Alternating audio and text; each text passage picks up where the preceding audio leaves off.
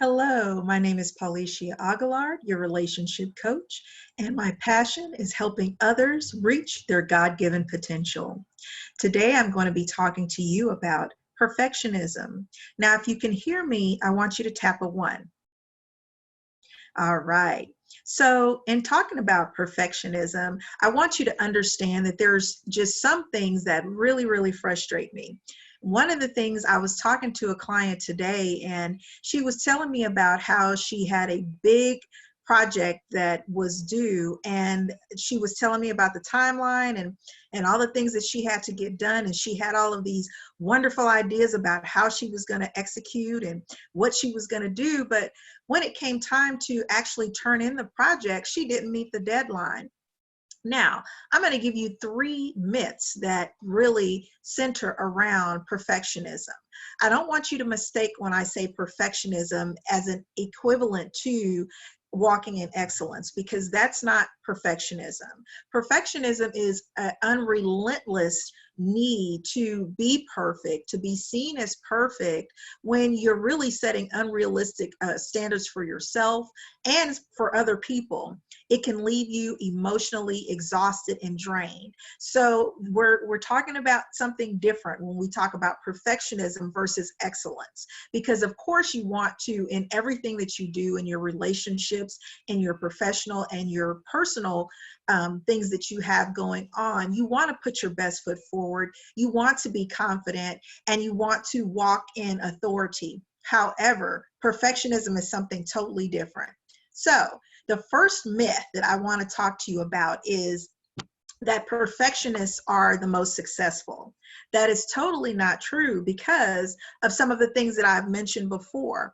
Being a perfectionist, oftentimes, because it's rooted in fear, will move you to the opposite end, where you're setting unrealistic expectations for yourself and other people. And so therefore, it's not about the need to actually excel or take a chance in the things that you do, but it's more about the appearance of looking or being perfect. And so that is the first myth. Perfectionism leads to success. That is not the truth. The next myth that I have for you is that perfectionism is they're well organized and they have everything together. That's something else that's not true. So because a person is a perfectionist, they might, let's say, clean a lot. They might, do things over and over and over again. But the thing that I want you to make sure that you understand is that they never reach the goal that they're trying to reach, because they're setting unrealistic expectations. So what can that look like? You're a mother, you're a wife, you're at home, you might have a certain routine in how you want things to look in your home. You want, you're cleaning all the time. And so because you want this perfect home, this perfect life, you might have, things set up in a specific way, but it's never enough for you. So you're never really satisfied with how things actually look in your home, and they can actually be immaculate.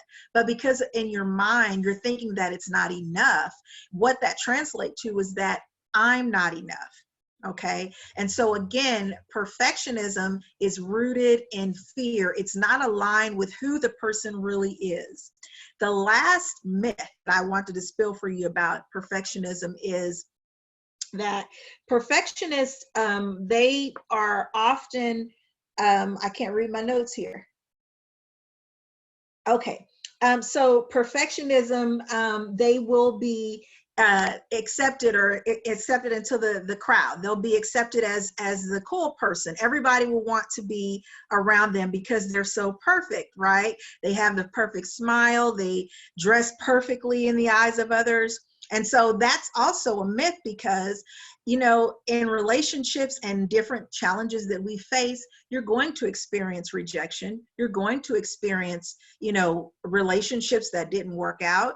And so knowing that, perfectionists do things to sort of hide their flaws and their inadequacies. So again, what does that look like in a relationship? Well, so the person won't really see who I really am. I'm going to always, wear makeup, or I'll always put things on to camouflage, who I really am at my core.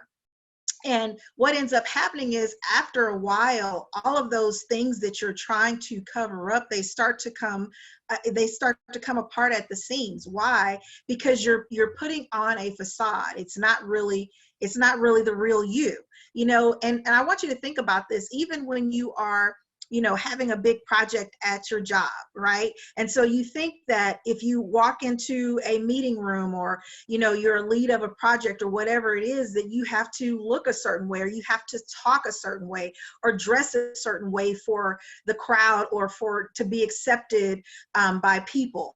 And maybe within office politics that might be the case, but in terms of true connection, nobody really gives a crap about that stuff, right?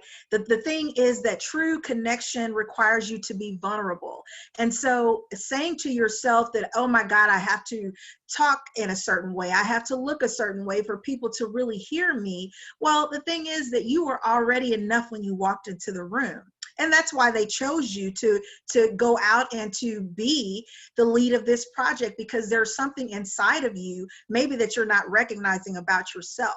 So I want you to always remember that perfectionism, that negative mindset, what you're telling yourself is that you're not enough, when you are enough. You are amazing. And the things that you bring to the table are true and amazing when you get to the core of who you are. I hope that this has been very helpful for you. Again, my name is Paulicia Aguilard, and I want you to do me a favor. We have a very supportive group, the Taking Authority Facebook group. I'm going to put the comments here in the link. And if you are a part of Taking Authority community group, thank you so much. I want to challenge you to invite 3 to 5 people to become a part of this amazing community. Again, my name is Paulicia Aguilard. I'm your relationship coach, and I'm helping you transform from the inside out.